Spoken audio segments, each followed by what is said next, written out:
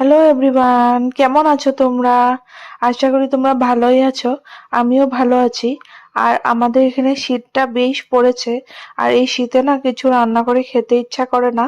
তাই একটা আমি ইজি রেসিপি নিয়ে এসেছি, টমেটো রাইস। তোমরা আগে খেয়েছো নাকি আমাকে কমেন্ট করে জানাবে।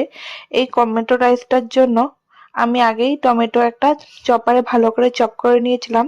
তারপর ফ্রাইং প্যানে অল্প তেল দিয়ে ওটার মধ্যে একে একে গোটা জিরে, চানা ডাল আর গরম মশলার মধ্যে ছিল তেজপাতা, লবঙ্গ, দারচিনি, বড় এলাচ, ছোট এলাচ, শুকনো লঙ্কা আর দুটো কাঁচা লঙ্কা দিয়ে ভালো করে ফ্রাই করে তারপর ওটার মধ্যে অল্প চিনেবাদাম দিয়েছিলাম আর আলমন্ড দিয়েছিলাম। তোমরা কাজু এন্ড কিশমিশ দুটোই ইউজ করতে পারো।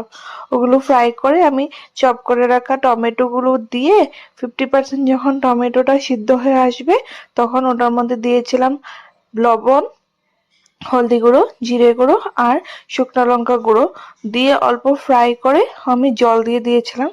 জল দিয়ে দিলে টমেটোটা জলদি সফট হয়ে যাবে, টাইম লাগবে না আর।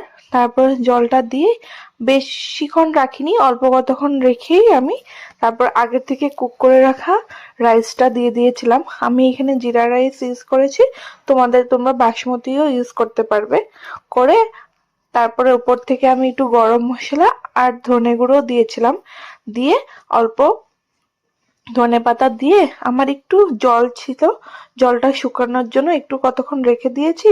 তারপর আরেকটা ছোট্ট টমেটো চপ করে উপর থেকে দিয়ে দিয়েছিলাম। তারপর আমার গরম গরম টমেটো রাইস রেডি। তোমরা খেয়ে বলবে তোমাদের